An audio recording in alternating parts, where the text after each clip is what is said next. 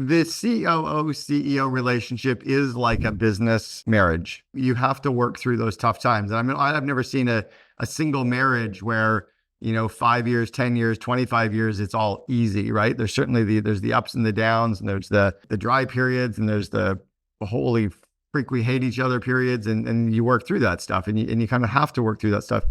I want to chat about working with the COO from the CEO's perspective. So let's go back to when you first hired your first second in command. And I don't even necessarily want to call it a COO.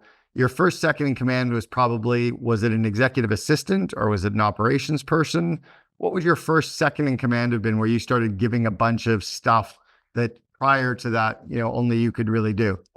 That would have been Sarah, and she was the first real employee of Top Class Actions. And so it was funny when I brought her on, it was the first attempt at trying to let go of some control. And it was frankly a huge relief. But when I was divvying up that work, that was just a lot of work, right? It wasn't a lot of strategic stuff that I was letting go of. And that didn't happen until I brought Steve on, who first started as a consultant.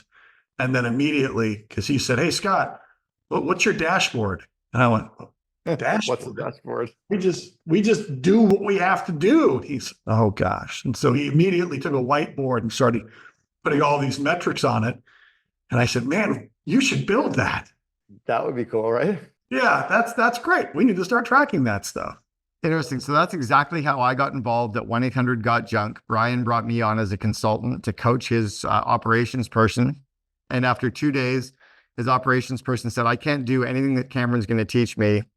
Why is he even teaching me? Why don't we just somehow hire him and bring him into the organization?" So that's kind of worked. So when you had Sarah and you were delegating stuff, what was the mindset different from delegating stuff and delegating projects to delegating stuff that was more strategic or, bigger picture or bigger priorities? How did you allow yourself to let that go? Well, I mean, with Sarah, it was still a side project. So I still was working full time in cloud computing sales. And she started doing some of the writing. She was a contractor first, and then she became the first full-time employee. It was just, let's keep on growing. I go, growing our audience at Top Class Actions, growing our unique views, growing our subscriber list, focusing on the marketing. And she was a legitimate writer. She worked for Entrepreneur and other, real journalistic entities.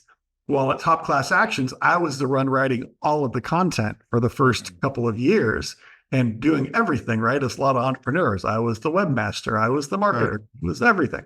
And so by having her on, that was huge to be able to start growing that, just continuing to grow it. And then having her start managing the writers and scaling that up beyond me. Did you have a goal in mind or a metric or kind of a dollar amount in mind that you knew what you were paying her, that she was going to kind of create an incremental revenue? Did you have an idea, or was it just, I need to get some stuff off my plate?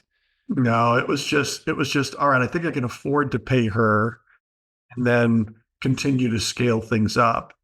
And I mean, back at that point, especially when she was a contractor before we had to start paying insurance benefits and all that kind of stuff, that I was looking at roughly like a 4-to-1 ratio, revenue coming in versus revenue going out in expenses.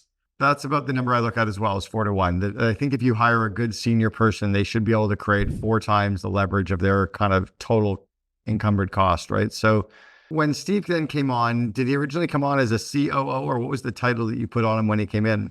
No, he came on as a VP of operations. Okay, good. And what was the distinguishing kind of title in mind that you had with that? And what's his title today? Is it COO today? Yeah, Steve is a COO today. So what was the difference in your mind between a VP of operations and a COO? And I'm glad you started with VP operations too.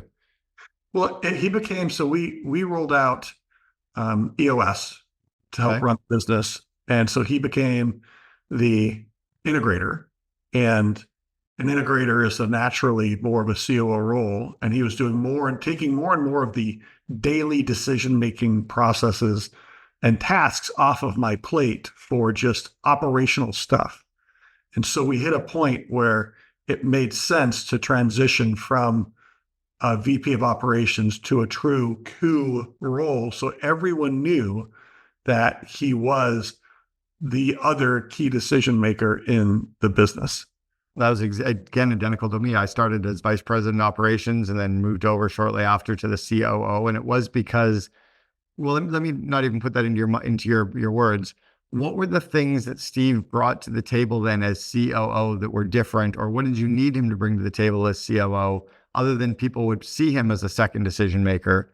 I guess is one, making decisions, but what else did he kind of bring to the table in that COO role? Well, and it was funny because I always envisioned that would be Sarah in that role at first. But Sarah's passion is marketing and all of the online marketing. And I made a key mistake that I think a lot of early executives make, which is I put her in a role that she didn't want to be in. And so eventually she quit. And thankfully, actually, she came back this year. But we've got her in a role that she is passionate about and that she loves to do. But when we were looking at what we needed Steve to do, it was really just empowering Steve to continue to help drive the business from a data-driven perspective. And bringing Steve on is what helped us grow and quickly scale from a business doing $1 million a year and $1.5 million a year to eventually 5, 6, 7, now 10 million. I want you to also speak to EOS. You mentioned EOS, which is the entrepreneurial operating system. It's based on Gino Wickman's book, Traction. I'd guess about 40% of our COO Alliance members use the EOS system. So when Steve came on and was then that integrator and putting that system in place, why does it work better with an integrator with that COO or that second in command mindset and skill set to put those systems in place versus the entrepreneur? Why do you think that works out better? Well, for me, I'm always looking massively big picture, and I'm a true visionary where I see different opportunities, and Steve likes to call them butterfly ideas, and so I'm that big Saint Bernard trudging up the mountain, and a butterfly will pop up, and I'm like, ooh, let's go over here, and Steve's like, whoa, whoa, whoa, whoa, come over here, come back, let's stay focused on the goal, which is the summit, and Steve helps make sure that we're looking at all of the data, because I can sit there and I can get an idea in mind, go, this is going to be a multi-million-dollar idea. We've got to go forward. And Steve's, because there's a lot of trust, right? I trust Steve to help determine if it's the right idea or not, and to keep us on track so we don't all of a sudden shove a few $100,000 into a project, or even over and above the money, the time of the resources, the time of our team on another project that doesn't get us where we need to be with that big, hairy, audacious goal that we might set within EOS. And having him there to say, hey, does this align with our annual goals? And now, does this align with our quarterly goals? And above and beyond that, does that align with our monthly goal now that we've got? Right. I want to speak to that a little bit. You know, you talk about the butterfly, the St. Bernard getting distracted with the butterfly and Steve pulling you back. I've often said that the second in command or the COO needs to be the brakes to the entrepreneur's gas, but not the parking brake, right? We don't jam on the brake and stop the whole operation. And we need to be the leash to the dragon, right? Kind of pull you back in a little bit, but not choke you. How does Steve find that balance between slowing you down and stopping the whole thing? And does he say something to you in the right way? Have you learned how to speak to each other? Because it's almost like men are from Mars, women are from Venus. COOs speak differently and hear differently than CEOs do. Yeah, and so he'll throw a flag. He'll be like, all right, I got to throw a flag here and ask some questions.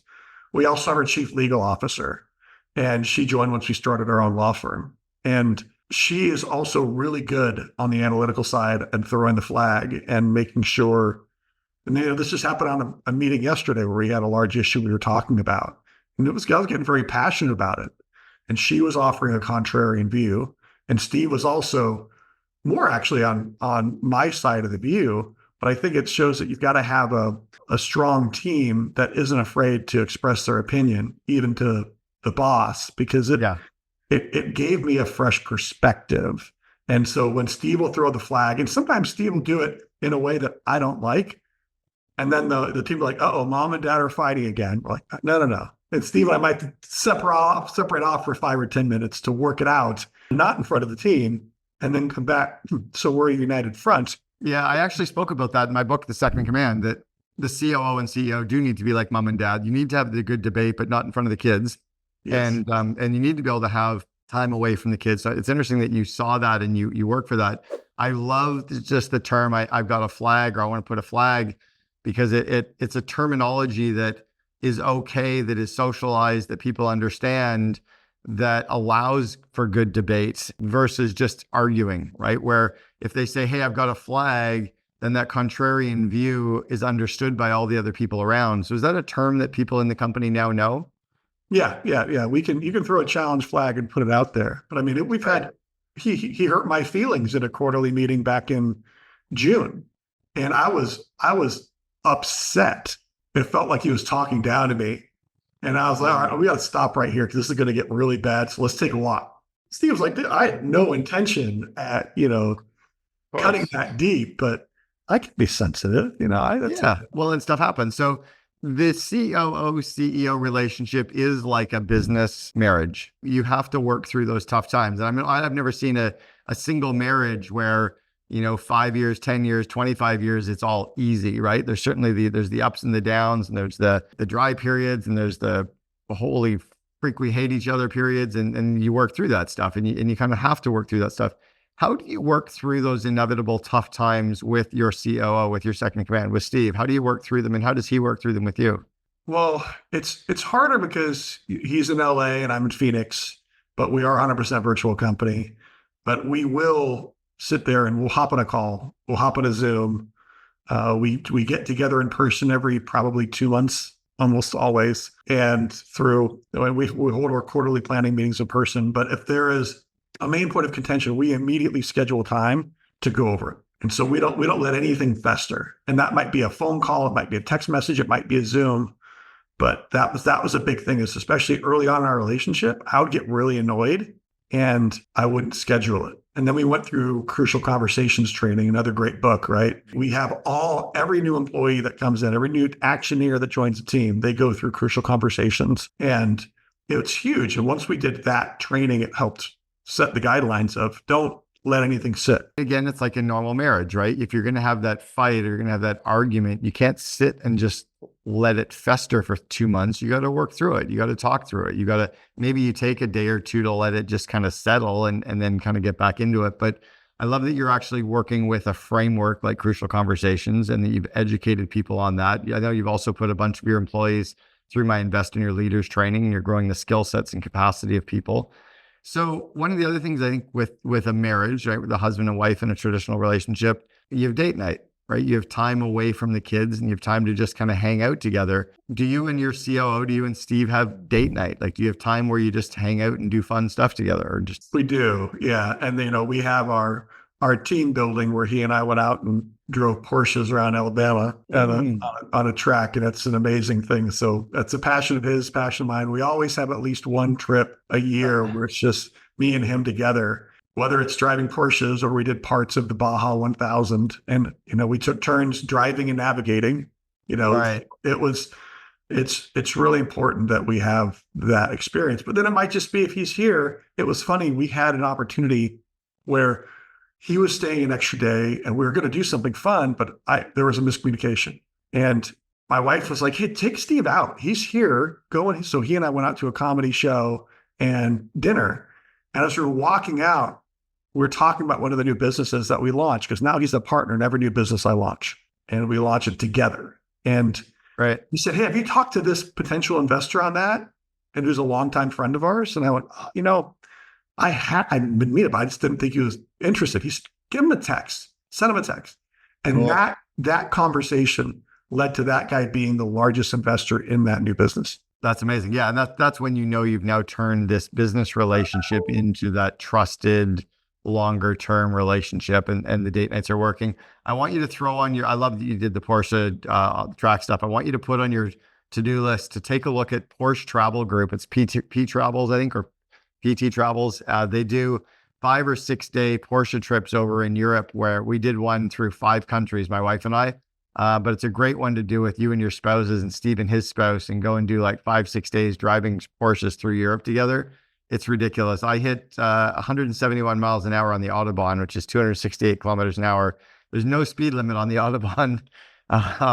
So I crossed off my bucket list. My wife hit 252 kilometers an hour in Italy.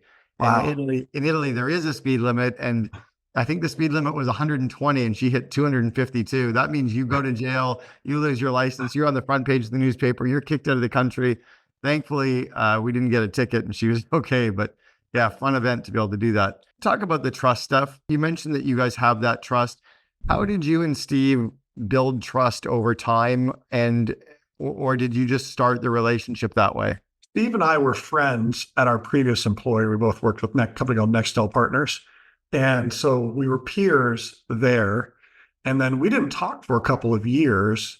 Just fell apart as things happen. And then we reconnected when he was acting as a consultant and he said, hey, I might be able to help you. But it's so hard once you start something from nothing, building that trust, because the initial reaction I have with Steve, you don't know what the heck you're talking about, right? But then Steve obviously is a very, very bright guy and enmeshed himself in the entire business.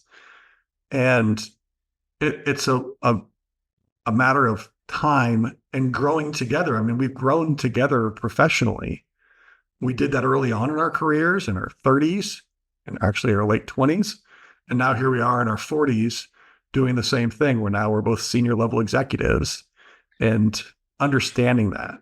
It's interesting. I think it's again, I spoke about this in the book, The Second in Command, that Brian and I had an unfair advantage. He was my best man at my wedding 3 months before I started working with him.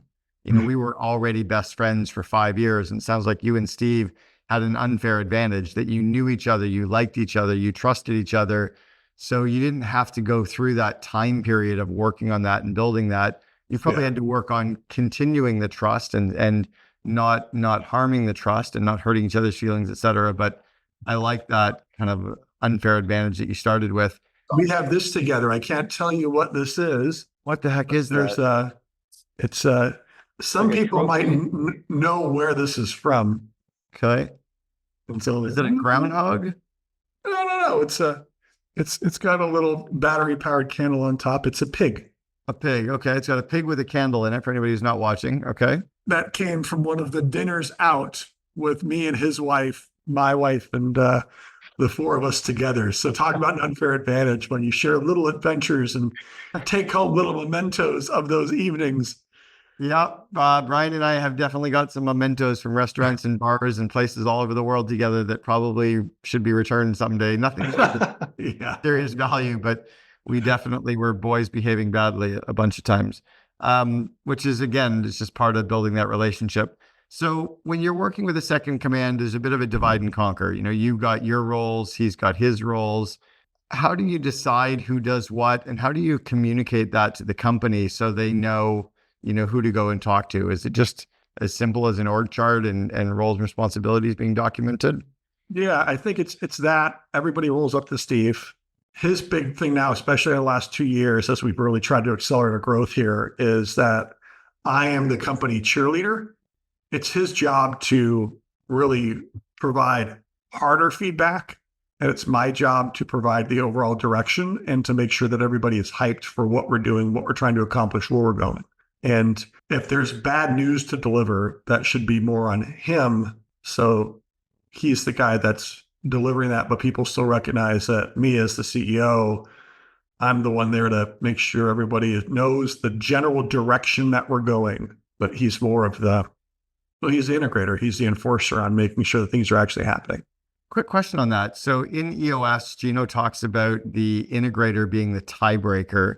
And I kind of disagreed with that. And I said that the COO needs to play a slightly different role than the tiebreaker with the leadership team. What kind of a role does Steve play with the leadership team? They look to him as their leader, right? So they know that I'm the overall boss. And it was an issue because we kept trying to do that where he's the tiebreaker here. And I said, it doesn't work for me because there are going to be times that I'm going to make a decision that just doesn't make sense to you. Yep. And he supports that. He trusts in my decision-making process as long as I talk through it. And I don't just say, this is what we're doing, you got to deal with it. I have to explain it And then he will sit there and say, Scott, this is risky. This is a problem, and I have to make sure that I listen to him and explain to him why I'm doing it. But sometimes I am just going to make that decision, and that's that. Well, and I've also felt that the COO, or the integrator should be less of a tiebreaker. And once you've built a leadership team, sure, in this small company, 20 employees, where you really don't even have a leadership team, you got a bunch of managers that have never really built companies. Yeah, you might be their tiebreaker. You might be making their decisions. But at some point, when you have a seasoned C-suite or a seasoned leadership team that have all been doing this for a while, you're more the mediator and the getting them all to collaborate and debate, and you're kind of there stirring the Kool-Aid and getting them all to stir it all up. And then as a group, getting them to come to consensus, right? Getting as a group to go through that debate together and fostering that. Does Steve do that in a way? Yeah. And so he will sit there and make sure that everybody is getting their questions answered, that they're comfortable with what we're trying to do. And then that once we say we are going this way, that he keeps everybody in line, not just saying you have to do this, but make sure that if they've got questions or concerns that they're getting addressed, but everybody is going in the direction we need to go to be successful. Yeah, that's the role that I think that the integrator really needs to be playing, is that kind of the coach and pulling people through it versus the tiebreaker. I want to talk about skip level meetings. You've got the entire leadership team reporting to Steve, basically the whole company reporting up to Steve. How do you skip over him and do your deep dives that every entrepreneur likes to do at times? How do you do them properly? What's the system that you have in place to inspect what you expect, or to dig into different areas, or just to see what's going on? I make sure I copy him on every email that I send out to anyone in the organization. And so that way he's in the loop. I still have one-on-one conversations with folks, but then Steve and I always have an extra session that we go over what we just talked about. So there's just a lot of communication between me and Steve, and he'll sit there and say, and something I had to learn in the last couple of years is that I'm used to going up to somebody and saying, hey, go ahead and do this. And the problem is if I do that with somebody, especially not one of his direct reports, but one person below that, is they drop everything they're doing because the president said to do it. And so I've had to, all right, I can't do that. I've got to go ahead and talk to that person's boss, make sure they're aware, and set the right expectations. But it is just, if I'm going in, because I talk to all of his direct reports on a regular basis. Individually. Of course, you need to. Yeah. You need to. We can communicate, and he's CC'd on everything. Yeah, that's the key, is that you've learned how to do that so that you don't step on each other's toes. And it's almost, again, like mom and dad, so that, dad doesn't say to the kid, yes, you can have cookies, when mom has just said, no, you can't have cookies, right? Yeah. And sometimes it happened just last month where we made a decision and I had to reverse it. In retrospect, I think now he was right, but I can't back down now. So that's what it is. One of the key roles, last question I've got here, Scott, one of the key roles that a COO plays is to shine the spotlight on the CEO, right? Our job is to make the CEO look good and to make the CEO iconic. And then I've also felt that the CEO's job is to shine the spotlight on the COO. How do you shine the spotlight on Steve internally and externally? I try to reinforce to everyone how great an organizer and data-first, data-driven executive Steve is. And we truly are. I'm truly very lucky that the timing worked out where we reconnected. He was consulting. He was able to come in and really help drive the business. And he loves the visionary side of me, the risk taker side of me. And it's so important because I'll put all the chips on the table and I'll run, and he'll stop. Whoa, stop. Let's go through this. And I was like, this is a great idea. Let's go. And if I'm very happy, because if he wasn't there, I might have made some decisions that would have been very challenging. And so I can't reinforce it enough. And I tell people all the time, when we're out at a conference and I've got Steve next to me, and I'll say, you need a Steve. And everyone that we work with will go like, you're so lucky to have Steve, because when I'm sitting there and high energy and going, yeah, we should go, let's reel it in here and deliver. Well, I'll give you a funny backstory before we wrap then. This is going back to about 2007, 2008. I came off a stage and somebody came up to me and they said, oh my gosh, you're Cameron. And I said, yeah. They said, I thought you were a saying. I'm like, what do you mean? He said, everyone at this Vern Harnish conference has been walking around for 3 days saying, I need a Cameron. I thought it was like a flywheel or a BHAG. I thought it was a thing. I'm like, what are you talking about? I'm like, and then it dawned on us that they were all saying they needed what Brian at 1-800-GOT-JUNK had. They needed the second in command. So I agree. Everybody needs a Steve, and every Steve needs a Scott. So Scott Hardy, CEO for Top Class Actions, thanks very much for sharing with us as the second CEO ever to present on the Second Command podcast. Really appreciate the time.